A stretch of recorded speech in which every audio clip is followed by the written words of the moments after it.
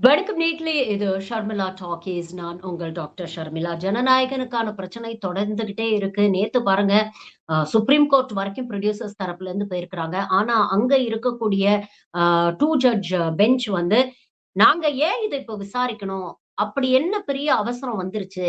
அதான் ஹைகோர்ட்ல 2 மெம்பர் ஜுடிஷியரிக்கு முன்னால கேஸ் பெண்டிங்ல இருக்குதுல்ல. 20ஆம் தேதி ஹியரிங் வருதுல்ல. அதுவரைக்கும் பொறுமையா வெயிட் பண்ணுங்க. இப்ப அவசரப்பட்டு இத விசாரிக்க வேண்டிய அவசியம் இல்லை." அப்படின்னு சொல்லி விசாரிக்க மறுத்திருக்கிறாங்க. இது மேலும் ஒரு செட்பேக்க ஜனநாயகனுக்கு ஏற்படுத்தியிருக்கு. இந்த இடைப்பட்ட காலத்துல பார்த்தீங்கன்னா, 9ஆம் தேதி இந்த படம் வெளிய வர வேண்டியது. ஆனா 10 நாளா இந்த சட்ட போராட்டம் வந்து நடந்துகிட்டே இருக்கு. இதெல்லாம் வெறும் ப்ரொசீஜரல் அப்படின்னு பாஜக சொன்னாலும், எப்படி இன்ஸ்டிடியூஷன்ஸ வச்சு எதிரில் இருக்கக்கூடிய தலைவர்களை, அரசியல் கட்சி தலைவர்களை, இல்ல அவங்களுக்கு போட்டியா அவங்க நினைக்கக்கூடிய நபர்களை இவங்க எப்படி கண்ட்ரோல் பண்ணியிருக்கிறாங்க அப்படிங்கிறதெல்லாம் நல்லாவே தெரியும். இன்னைக்கு விஜய்க்காக எல்லாரும் பேசியிருக்கிறாங்க. ஆரம்பத்துல இருந்தே அவருடைய ரசிகர்கள் அவளுக்காக பேசிட்டு இருக்காங்க. சினிமா ஃப்ரெட்டர்னிட்டிய சேர்ந்தவங்க இது ஃப்ரீடம் ஆஃப் எக்ஸ்பிரஷன, கிரியேட்டிவ் லிபர்ட்டிய வந்து முடக்கக்கூடிய வகையில் இருக்கு. இது வன்மையாக கண்டிக்கத்தக்கது அப்படின்னு சினிமா வட்டாரத்தில் உள்ளவர்கள் அவருக்காக பேசியிருக்கிறாங்க. பல அரசியல் கட்சி தலைவர்கள் அவருக்காக பேசியிருக்கிறாங்க. இன்ஃபாக்ட் திமுக கூட்டணியில் இருக்கக்கூடிய காங்கிரஸ் இப்போ திடீர்னு விஜய் மேல என்ன அப்படி திடீர் பாசம்னு தெரியல. மாறி, மாறி விஜய்க்காக முட்டு குடுத்துட்டு இருக்காங்க. இன்னும் ஒரு படி மேல போய் சொல்லணும்னா, தமிழ்நாட்டுடைய மாண்புமிகு முதலமைச்சர் அவர்கள் இத வந்து கண்டிச்சுட்டாரு. அதாவது அ எப்படி இடி, சிபிஐ, ஐடி இதெல்லாம் வந்து பிஜேபியுடைய அடியாளா மாறிச்சோ, இப்ப புதுசா அந்த லிஸ்ட்ல வந்து Central Board of Film Certification தணிக்கை குழுவும் சேர்ந்திருக்கு அப்படின்னு வெளிப்படையாவே விமர்சனம் வச்சுட்டாரு. ராகுல் காந்தி ஒரு படி மேல போயி, இது வந்து தமிழ் மக்களுடைய கலாச்சாரத்தை முடக்கக்கூடிய ஒரு அட்டெம்ப்ட்டா இருக்கு. நீங்க வந்து தமிழ் மக்களுடைய குரல சப்ரஸ் பண்ண முயற்சி பண்றீங்க அப்படின்னு ட்வீட்டும் போட்டுட்டாரு. நமக்கு அதுல உடன்பாடு இல்ல வச்சுக்கங்க. ஜனநாயகன் வந்து தமிழ் கலாச்சாரத்தை பிரதிபலிக்கக்கூடிய ஒரு படமாவும் நான் பார்க்கல. அது தமிழ் மக்களுடைய ஒரு குரலாவும் நம்ம பார்க்கல. அது வெறும் ஒரு தெலுங்கு படத்தோட ரீமேக் அவ்வளவுதான். அரசியல்ல கால் பதிக்கணும், வெற்றிகரமா சிஎம் ஆகணும் அப்படிங்கிற கனவுல இருக்கக்கூடிய ஒரு மாஸ் ஹீரோக்கான பொலிட்டிக்கல் லான்ச் பேடா தான் நான் வந்து ஜனநாயகன் திரைப்படத்த நான் வந்து பார்க்கணும். ஆனா என்ன இதுல வேடிக்கை அப்படின்னு பார்த்தீங்கன்னா, இவ்ளோ பேர் விஜய்க்காக பேசியிருக்கிறாங்க. ஆனா இதுவரைக்கும் விஜய் வாய திறந்து ஒரு வார்த்தை கூட பேசல. கப்சிப்ன்னு இருக்கிறாரு. 12ஆம் தேதி கிளம்பி சிபிஐ அலுவலகத்துக்கு டெல்லிக்கு போயிருக்கிறாரு. அங்க கிட்டத்தட்ட 7 மணி நேரம் விசாரணை நடந்திருக்கு. விசாரணை நடந்தப்புறம் வெளியில வந்தவர் கூட ஒரு பதிவு அந்த நிமிஷத்துல இருந்து இன்னும் இந்த நிமிஷம் வரைக்கும் ஒரு பதிவு வரல, ஒரு வீடியோ வரல, எதுவுமே வரல. ரசிகர்கள் ஆவலா எதிர்பார்த்துட்டு இருப்பாங்க. தலைவர் ஏதாவது சொல்றாரான்னு. ஆனா அவங்களுக்கும் வந்து ஒரு டிசப்பாயின்ட்மென்ட் தான் இருக்கு. தினம் சோசியல் மீடியால பார்க்கிறோம். அ அவர டாக் பண்ணி நெறைய பதிவுகள் போட்டுக்கிட்டு தான் இருக்கிறாங்க. அ என்ன பொறுத்தவரைக்கும் விஜய் ஒரு ரெஸ்பான்சிபிள் லீடரா, ஒரு ரெஸ்பான்சிபிள் ஆக்டரா நடந்துக்கிட்டாங்களா? அப்படிங்கிற ஒரு கேள்விய இந்த என்டையர் டிராமாவ பார்க்கக்கூடிய மக்களாகிய நீங்கள் யோசிச்சு பார்க்கணும். உண்மையிலேயே அவர் ஒரு பொறுப்புள்ள நடிகராக இருந்திருந்தார்னா என்ன பண்ணியிருக்கணும்? ஜனநாயகன் ரிலீஸ் ஆறதுக்கு அடுத்த நாள் வந்து பராசக்தி ரிலீஸ் ஆகணும் அப்படிங்கிறது தான் டைம் ஸ்கெட்யூல். பராசக்தி ரிவ்யூ கமிட்டிக்கு போச்சு. ஏகப்பட்ட கட்ஸ் சொல்லியிருக்கிறாங்க. புரொடியூசர் தரப்புல இருந்து அது எல்லாத்தையும் ஒப்ளைஜ் பண்ணி, வேற வழியே இல்லாம தணிக்கை சான்றிதழ குடுக்க வேண்டிய ஒரு தேவை வந்தது. பராசக்திக்கு தணிக்கை சான்றிதழ் குடுத்துட்டாங்க. படமும் ரிலீஸ் ஆயிடுச்சு. படம் வந்து நம்மளுடைய மொழி போராட்டத்தை அடிப்படையாகக் கொண்ட படம். நம்மளுடைய தமிழ் மக்களுடைய போராட்டங்களை பிரதிபலிக்கக்கூடிய ஒரு நல்ல படம். இன்ஃபாக்ட் படத்த பார்த்தவங்களுக்கு தெரியும். அதுல வந்து நேரடியாக எந்த ஒரு கட்சிக்கு ஆதரவாகவோ பெருசா எதுவுமே பேசல. இன்ஃபாக்ட் அந்த படத்த பார்த்தவங்களுக்கு தெரியும். வெளிப்படையாக ஒரு கட்சி சார்பாகவோ, இல்ல ஒரு கட்சியின் குரலாகவோ அந்த படம் எந்த இடத்திலயுமே வந்து ஒலிக்கல. அறிஞர் அண்ணா அவர்களுடைய சீன்ஸே பார்த்தீங்கன்னா, ஒரு 2 இல்ல 3 இடத்துல தான் அண்ணா வராரு. அண்ணா is one of the characters. In fact அதுல ஒரு மெயின் கேரக்டரா கூட அவர் வந்து அண்ணாவையோ, இல்ல திமுகவையோ அவங்க காட்டல. அதே மாதிரி சென்ட்ரல் கவர்ன்மென்ட் அப்படின்னு காட்டுறதுக்கு பதிலா, அந்த சென்ட்ரல் கவர்ன்மென்ட் உடைய ஒரு சிம்பாலிசமா அ ரவி மோகன காட்டுறாங்க அப்படின்னு தான் நம்ம பார்க்க முடியுது. இன்ஃபாக்ட் இது எல்லாருமே பார்க்க வேண்டிய ஒரு படம். ஏன்னா உணர்வு ரீதியாக கண்டிப்பா வந்து உங்கள டச் பண்ணும். நான் எல்லா விஜய் ரசிகர்களையும் குறிப்பிட்டு சொல்லல. ஒரு சில ரசிகர்கள் உண்மையிலேயே படத்த பார்த்துட்டு வெளியில வந்து படம் ரொம்ப நல்லா இருக்கு அப்படின்னு போட்ட கமெண்ட்ஸ் எல்லாம் கூட சோசியல் மீடியால நம்ம பார்த்தோம்.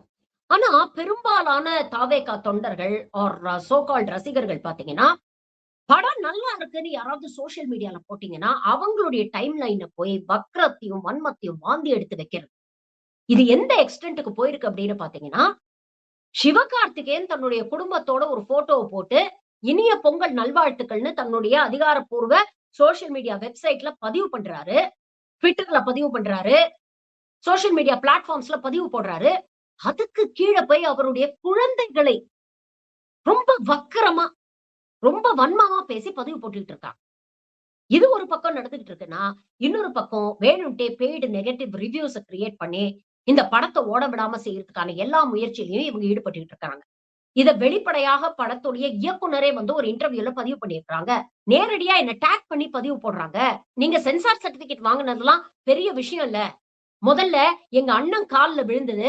அவர்கிட்ட மன்னிப்பு கேட்டு ஒரு அப்பாலஜி சர்டிபிகேட் வாங்குங்க. அப்படி வாங்குனா தான் பராசக்திய நாங்க ஓட விடுவோம். இல்லன்னா பராசக்தி பொழைக்காதுன்னு ஓப்பனா சோசியல் மீடியால மிரட்டுறாங்க அப்படின்னு தன்னுடைய வேதனைய அவங்க பதிவு பண்றாங்க. ரவுடிஸ் மாரி பிஹேவ் பண்றாங்க. பொறுக்கிகள் மாரி பிஹேவ் பண்றாங்க. ரவுடிசம் அண்ட் கூனிசம் அப்படின்னு பேசுறாங்க. ஒரு பொறுப்புள்ள நடிகராக விஜய் என்ன செஞ்சிருக்கணும்? நீங்க யோசிச்சு பாருங்க. சிவகார்த்திகேயன் பொங்கல் செலிப்ரேஷன்ஸ்க்காக டெல்லிக்கு போறாரு. எல்முருகன் நடத்தின பொங்கல் விழால அவர் கலந்துக்கிறாரு. மோடிய சந்திக்கிறாரு. எல்லாம் நடக்குது. அங்க ஒரு பத்திரிக்கையாளர் அவர்கிட்ட பிரஸ் மீட்ல கேள்வி கேட்கிறாரு. இந்த மாதிரி ஜனநாயகன் ரிலீஸ் ஆகாதத பத்தி நீங்க என்ன நினைக்கிறீங்க? அந்த ரசிகர்கள்லாம் சேர்ந்து பராசக்திய அட்டாக் பண்றாங்களாமே. இத பத்தி நீங்க என்ன நினைக்கிறீங்க? சோசியல் மீடியாவ அந்த படத்த வேணும்ட்டே நெகட்டிவ் ரிவ்யூஸ் பரப்புறாங்களே. இத பத்தி என்ன நினைக்கிறீங்கன்னு கேட்டோனே, ஒரு ட்ரூ ஜென்டில்மேனா அவர் பதில் சொல்றாரு. எந்த ஒரு படைப்பையுமே இப்படி நிறுத்தி வைக்கிறது தப்புங்க. ஜனநாயகன் வரணும். அதற்கான ஏற்பாடுகள அந்த புரொடியூசர் சைட்ல இருந்து அவங்க பண்ணிக்கிட்டு இருக்காங்க. அதற்கு முழு மனதோட என்னோட ஆதரவ நான் தெரிவிச்சுக்கிறேன். ஜனநாயகன் ரிலீஸ் ஆகும். அது பெரிய ஹிட் ஆகும் அப்படிங்கிற நம்பிக்கை எனக்கு இருக்கு. அதையும் சொல்லிட்டு இன்னொரு விஷயமும் சொல்றாரு. ஒரு சில ரசிகர்கள் செய்யறத வச்சு எல்லாரையும் நீங்க தப்புன்னு சொல்லாதீங்க. ஒரு சில பேர் செய்றாங்க. அத தெரியாம செய்றாங்க. அதையும் தாண்டி படம் நல்லா இருந்ததுன்னா, மக்கள் தியேட்டருக்கு அந்த படத்த பார்ப்பாங்க. படம் ஹிட்டா, ஃப்ளாப்பா, கலெக்ஷன் வந்திருக்கா, வரலையா இதெல்லாம் நம்மளுடைய பிரச்சனையே கிடையாது. இங்க தேவையில்லாம இந்த 2 படங்களையும் வச்சு ஒரு பெரிய அரசியல் நாடகம் இங்க கிரியேட் பண்ணப்படுது. யோசிச்சு பாருங்க. பராசக்தியோடைய கதைக்கும், ஜனநாயகனோட கதைக்கும் என்ன சம்பந்தம்? இது ஒரு அரசியல் வரலாறு சம்பந்தப்பட்ட ஒரு படம். இது ஒருத்தருக்கு அரசியல் அடையாளத்தை ஏற்படுத்தி குடுக்கணும் அப்படிங்கிறதுக்காக எடுக்கப்பட்ட ஒரு படம். இந்த 2 படத்தையும் எப்படி நாம கம்பேர் பண்ண முடியும்? யோசிச்சு பாருங்களேன். நாளைக்கு ஜனநாயகன் ரிலீஸ் ஆச்சுன்னா, விஜய்க்கு இருக்கக்கூடிய ஸ்டார் அப்பீலுக்கு கண்டிப்பா அந்த படம் ஓடும். விஜயோடைய அரசியல்ல மாற்று கருத்து இருக்கிறவங்க கூட அந்த படத்த போய் பார்ப்பாங்க. ஏன் நான் கூட போய் பார்ப்பேன். ஆனா என்னைக்குமே நாங்கெல்லாம் பிலிம் ஃப்ரெட்டர்னிட்டிய சேர்ந்தவங்க தான். எந்த படமுமே ஓடக்கூடாது, நாசமா போணும்னு என்னைக்குமே நாங்க நெனச்சது கிடையாது. ஏன்னா, அத்தன குடும்பங்களுடைய உழைப்பு, பணம், வேர்வை, நேரம் எல்லாமே அதுல இருக்கு. அது 1,00,00,000ல எடுக்கப்பட்ட படமா இருந்தாலும், 500,00,00,000ல எடுக்கப்பட்ட படமா இருந்தாலும், பல பேருடைய வாழ்வாதாரம் சம்பந்தப்பட்ட விஷயம். அந்த படம் ஓடி அந்த புரொடியூசருக்கு லாபம் வந்தா தான் அவர் அடுத்த படம் எடுப்பாரு. அது மூலமா இன்னொரு 100 குடும்பம் பொழைக்கும். நீங்க உண்மையிலேயே ஒரு நல்ல மனிதராக இருந்திருந்தீங்கன்னா, நீங்க நல்ல ஹீரோவா இல்லையாங்கிறதெல்லாம் செகண்டரிங்க. நீங்க நல்ல மனிதரா இருந்திருந்தீங்கன்னா, விஜய் என்ன பண்ணியிருக்கணும்? ஒரு அறிக்கை. சிவகார்த்திகேயன் என்னுடைய சகோதரர் மாரி. அவர் சொல்றாரு சிவகார்த்திகேயன். இந்த அரசியல்லாம் தாண்டி நாங்க 2 பேரும் நல்ல சகோதரர்கள் மாதிரி. அவர் படம் ஓடணும்னு தான் நான் நெனைப்பேன் அப்படின்னு அவர் சொல்றாரு. அந்த நெனப்பு ஏன் சார் உங்களுக்கு வரமாட்டேங்குது? ஒரு சின்ன அறிக்கை உங்க ரசிகர்களுக்கு நீங்க விட்டுருக்கலாம் இல்லையா? ஜனநாயகன் வரல அப்படிங்கிறது உங்களுக்கு வருத்தம் கெடுக்கும், ஏமாற்றம் குடுக்கும் அப்படிங்கிறத என்னால புரிஞ்சுக்க முடியுது. ஆனா அதுக்காக இன்னொருத்தருடைய படத்த இப்படி வேணும்ட்டே மோசம் பண்ணாதீங்க. நாசம் பண்ணாதீங்க. அந்த படம் நல்லா இருந்ததுன்னா, அந்த படம் ஓடட்டும். அந்த படத்துக்கான வசூல் வரட்டும் அப்படின்னு நீங்க பேசியிருந்தீங்கன்னா, நீங்க ஒரு நல்ல மனிதர். நீங்க ஒரு நேர்மையான நடிகர். ஆனா அத பண்ணலையே நீங்க. சரி இவ்ளோ கொடைச்சல் குடுக்குறாங்கல்ல உங்களுடைய படத்துக்கு. நீங்க அரசியலுக்கு வரணும்னு முடிவு பண்ணிட்டீங்க. இதுதான் என்னுடைய கடைசி படம். மை லாஸ்ட் டான்ஸ் அப்படின்னெல்லாம் இதற்கு புரமோஷன் பண்ணி, இந்த படத்த வச்சு தான் உங்களுடைய பொலிட்டிக்கல் லான்ச் பேடயே நீங்க டிசைட் பண்றீங்க. இந்த படத்த வச்சு தான் உங்களுடைய பொலிட்டிக்கல் ப்ராபகேண்டாவே அமைஞ்சிருக்கு. அப்படி இருக்கும் பொழுது இந்த படத்துக்கு ஒரு பிரச்சனை வருதுன்னா, உங்கள நம்பி ஒரு மாற்றத்தை எதிர்நோக்கி உங்களுக்கு ஓட்டு போடணும்னு நினைக்கக்கூடிய மக்களுக்கு நீங்க என்ன சொல்லியிருக்கிறீங்க? எந்த அளவுக்கு நேர்மையா இருந்திருக்கிறீங்க? இந்த நிமிஷம் வரைக்கும் ஏதாவது ஒரு அறிக்கை விட்டுருக்கீங்களா? வெளிப்படையாக அரசியல் எதிரி திமுக, கொள்கை எதிரி பாஜக அப்படின்னு டிக்ளேர் பண்ணா மட்டும் போதுமா? எந்த அளவுக்கு தீவிரமா அரசியல் களத்துல திமுகவை எதிர்க்கிறீங்களோ, அந்த அளவுக்கு பாஜகவ நீங்க எதிர்க்க வேண்டாமா? அப்ப உங்க சைலன்ஸ நம்ம எப்படின்னு புரிஞ்சுக்கிறது? ஸ்ட்ராட்டஜின்னு நெனைக்கிறதா? இல்ல பயம்னு நெனைக்கிறதா? உண்மையிலேயே ஸ்ட்ராட்டஜின்னு நீங்க நெனச்சு சைலன்ட்டா இருக்கீங்கன்னா, அது மிகவும் கேவலமான ஒரு ஸ்ட்ராட்டஜி. அத முதல்ல புரிஞ்சுக்கங்க. ஏன்னா, நீங்க எவ்வளவுக்கு எவ்வளவு சைலன்ட்டா இருக்கீங்களோ, அவ்வளவுக்கு அவ்வளோ நீங்கள் ஒரு கோழை அப்படிங்கிறத நாளுக்கு நாள் மக்கள் மனசுல பதிய வைக்கிறீங்க.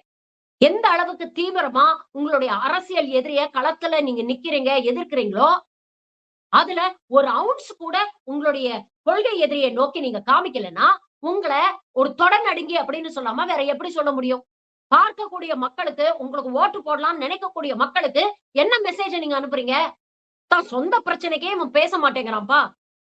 நாளைக்கு இவனை ஓட்டு போட்டு இவனை தலைவரா தேர்ந்தெடுத்தோம்னா நமக்கு ஏதாவது ஒரு பிரச்சனைனா இவன் பேசாம வாய் மூடிட்டு இருப்பானோ அப்படின்னு தானே நினைக்க தோணும். உதாரணத்துக்கு தமிழ்நாட்டுக்கு வர வேண்டிய கல்வி நிதிங்க கிட்டத்தட்ட 2500 கோடி. மும்மொழி கொள்கையை ஏத்துக்கிட்டாதான் இந்த நிதியை விடுவிப்போம் அப்படின்னு ஒன்றிய அரசு திட்டவட்டமாக அறிவிக்கிறது. இங்க இருக்கக்கூடிய மாண்புமிகு முதலமைச்சர் மு க ஸ்டாலின் என்ன சொன்னாரு? நீங்க 2000 கோடி இல்ல 10,000 கோடி கொடுக்குறீங்க அப்படின்னு சொன்னாலும் எங்க கொள்கை நிலைப்பாட்டுல இருந்து நாங்க மாற மாட்டோம். அந்த பணம் எங்களுக்கு தேவையில்ல. நாங்க பாத்துக்கிறோம் அப்படின்னு தைரியமா நின்னார்ல. நீங்க திரைப்படங்கள்ல பேசுற மாதிரி பஞ்ச் டைலாக் எல்லாம் பேச வேண்டாம் சார். திரைப்படங்கள்ல 10 பேரை ஒரே நிமிஷத்துல அடிச்சு துவம்சம் பண்றீங்கல்ல, அதெல்லாம் நாங்க உங்ககிட்ட எதிர்பார்க்கவே இல்ல. அது திரைப்படம். அதற்கும் ரியாலிட்டிக்கும் இருக்கிற வித்தியாசம் எங்களுக்கு தெரியும்.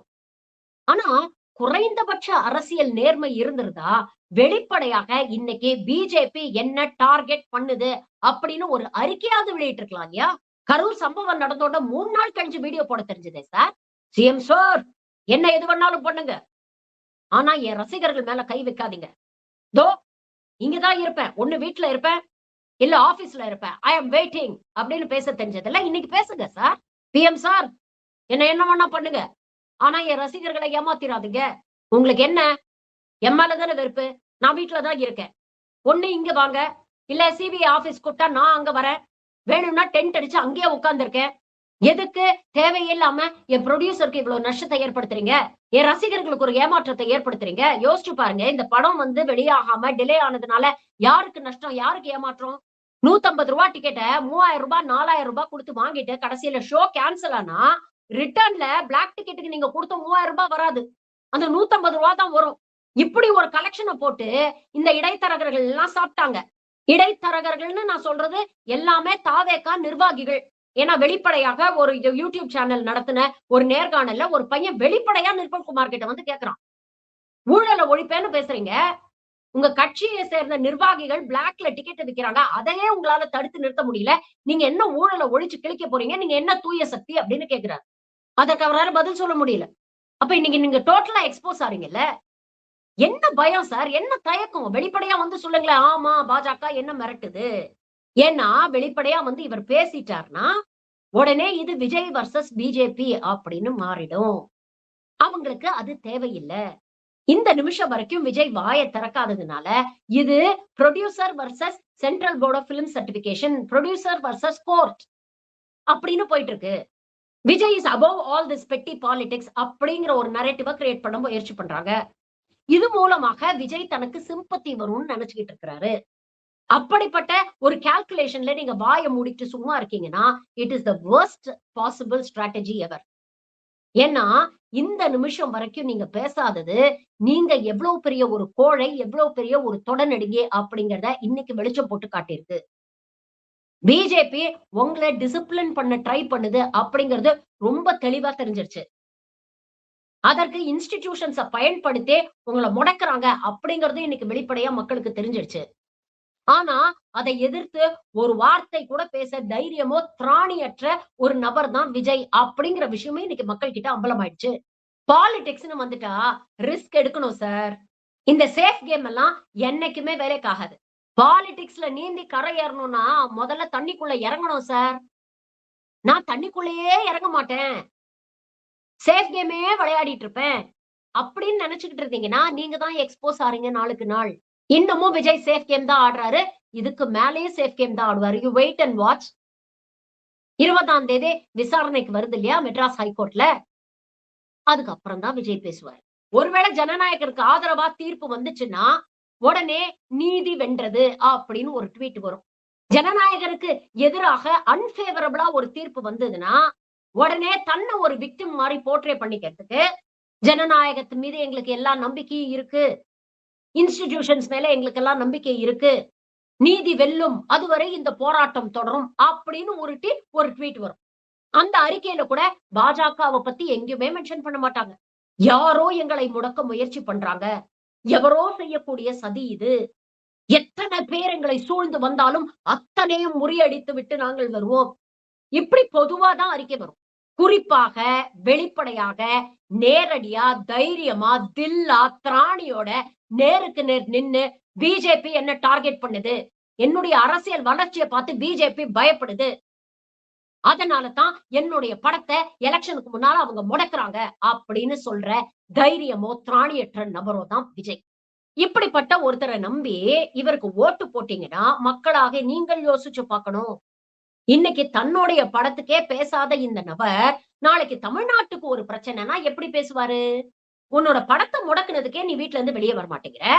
நாளைக்கு நீ சிஎம் ஆயே சட்டமன்றத்துல ஒரு மசோதாவை நிறைவேற்றி ஆளுநர் அதுல நாள் கணக்கா வருஷ கணக்கா உட்கார்ந்து இருந்தாருன்னா நீ என்ன பண்ணுவ? அப்பவும் இப்படி வாய மூடிக்கிட்டு வேடிக்கை பாப்பியா? ஒன்றிய அரசு மாநிலத்துக்கு வர வேண்டிய நிதிய குடுக்காம வஞ்சிக்குது. அப்ப என்ன பண்ணுவ? அப்பவும் வாய் மூடிக்கிட்டு வேடிக்கை பாப்பியா? ஒரு தலைவர் ஆறதுக்கு ஒரு நல்ல கரிஸ்மாவோ இல்ல காசோ இல்ல மக்கள் பலமோ மட்டும் பத்தாது சார். அரசியல் தெளிவு வேணும்.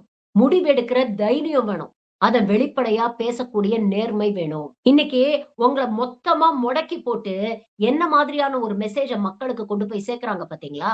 இதுக்கு மேலயே நீங்க மௌனமா இருந்தீங்கன்னா, அது உங்களுடைய திரைப்படத்தையும் பாதிக்கும்.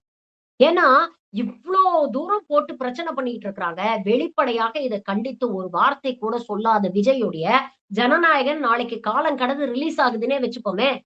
மனுஷனுடைய பொலிட்டிக்கல் லான்ச் வெஹிக்கிள் இல்ல. அதனால இவர பெரிய ஹீரோவா காட்டுறதுக்காக அதுல ஏகப்பட்ட பஞ்ச் டயலாக் வச்சிருப்பாங்க. அந்த பஞ்ச் டயலாக் எல்லாம் நாளைக்கு மீம் மெட்டீரியலா மாறும். அதே பஞ்சஸ வச்சு உங்கள எதிர்க்கட்சிகள் நாக் அவுட் பண்ணுவாங்க. உங்கள ஒரு கேலி சித்திரமா மாத்திருவாங்க. உங்களுடைய மௌனம் நீடிக்க நீடிக்க அந்த அபாயமும் இன்னொரு பக்கம் இருக்கு அப்படிங்கிறத மறந்துடாதீங்க. எதுவா இருந்தாலும் தைரியமா பேசுங்க. வெளிப்படையா சொல்லுங்க. மக்கள் அந்த அடிப்படை நேர்மைய தான் உங்ககிட்ட இருந்து எதிர்பார்க்கிறாங்க. அந்த வெளிப்படை தன்மைய தான் உங்ககிட்ட இருந்து எதிர்பார்க்கிறாங்க. மிரட்டுதுன்னா சொல்லுங்க சார். ஆமா மிரட்டுறாங்க. அப்படின்னு தைரியமா சொல்லுங்க சார். தமிழ்நாடு மக்கள் அப்ப உங்களுக்காக பரிதாபப்படுவாங்க. அட்லீஸ்ட் கொஞ்சமாவது சிம்பத்தி கிடைக்கும். ஆனா, நீங்க மௌனமா இருக்க இருக்க எதிர்க்கட்சிகள் சொல்ற மாரி நீங்க ஏதோ கள்ள கூட்டணியில தான் இருக்கீங்க. அது மூலமாக உங்களுக்கு சிம்பத்தி வரதுக்கான ஒரு நாடகம் தான் அரங்கேறுகிறது அப்படின்னு தான் மக்கள் நினைச்சுப்பாங்க. தமிழ்நாடு மக்கள் என்னைக்குமே ஒரு கோழையை தலைவராக விரும்புவதில்லை. அவன் நல்லவனா, கெட்டவனாலாம் அவங்களுக்கு கவலை இல்ல. ஆனா தைரியமா இருக்கிறவனா இருக்கணும். களத்துல நின்னு இது போன்ற விஷயங்களை சந்திக்கக்கூடிய தைரியம், திராணி இருக்கிறவனா இருக்கணும். அப்படிப்பட்ட தலைவர்களை தான் தமிழ்நாடு விரும்பும். இதுதான் ஒட்டுமொத்த தமிழ்நாட்டுல இருக்கக்கூடிய பெரும்பாலான மக்களுடைய மைண்ட் செட். அதை என்னைக்கு நீங்க புரிஞ்சுக்கிறீங்களோ, அன்னைக்கு தான் மக்கள் மனசுல இடம் பிடிக்க முடியும். நன்றி. வணக்கம்.